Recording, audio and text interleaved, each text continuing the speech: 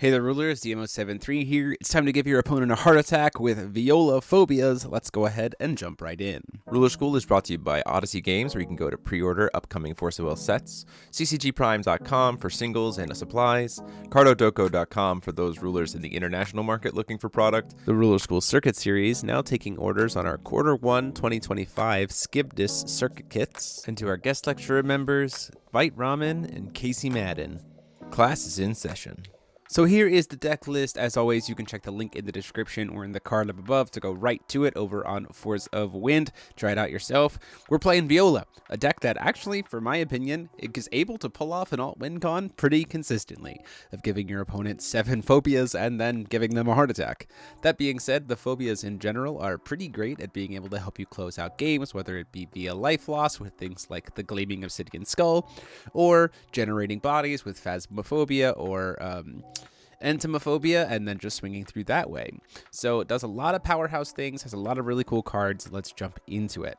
Obviously, right off the bat, we're playing 4 copies of Viola. This card is absolutely insane in the deck. It is absolutely a powerhouse. It can help you accelerate towards 7 really consistently, which is kind of insane, because especially with there's dendrophobias anywhere, you can essentially pay a black and rest a dendrophobia to then produce a black and put Viola back in your hand.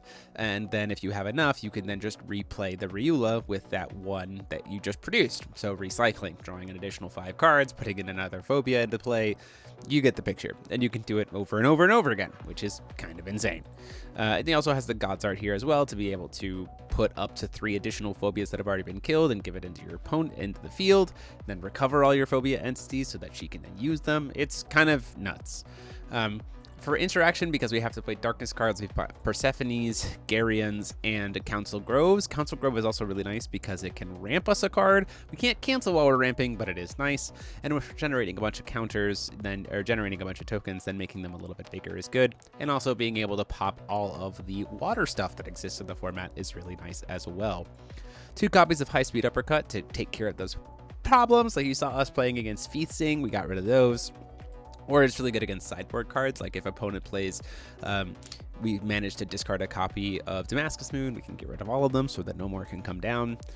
Copies of Outdoor Hollow the Bandit King, which is incredibly helpful for this deck. It's also more reach for burn damage. And then the Phobia package. 4 Trypophobia, 2 Entophobia, 1 Nyctophobias, 2 Phasmophobias, 3 Anthropophobias, 2 Mathophobias, 3 Dendrophobias, and then I am playing a single copy of Silver Key just to kind of fill out the deck because I think it's neat, and being able to do more life loss to your opponent is kind of nice, especially when you're giving them a bunch of phobias that then they have to recover and then lose life. Playing 3 copies of Arrival of the Conqueror because this card is insane in general.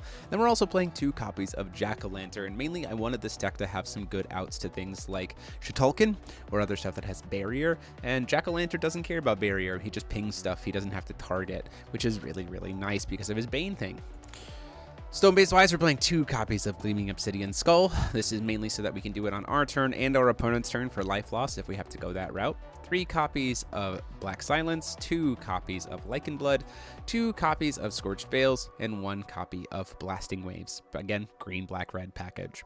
So things to note about the sideboard, we can play Rogue Shiva and Fire Pit Trap, and then we're also playing things like Blazer's Art of Slaughter, as well as Blade Shower. These are primarily to deal with things like Shutulkin, so that we don't have to worry about it having barrier or not, and Blade Shower is helpful because it can actually pop additions, and since we have to play darkness cards, our addition removal is limited, so a Damascus Moon can be a problem, and Blade Shower can help solve it.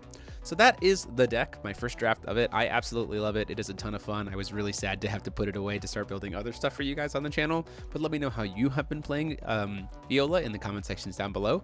And until next time, this is DMO73 saying class dismissed.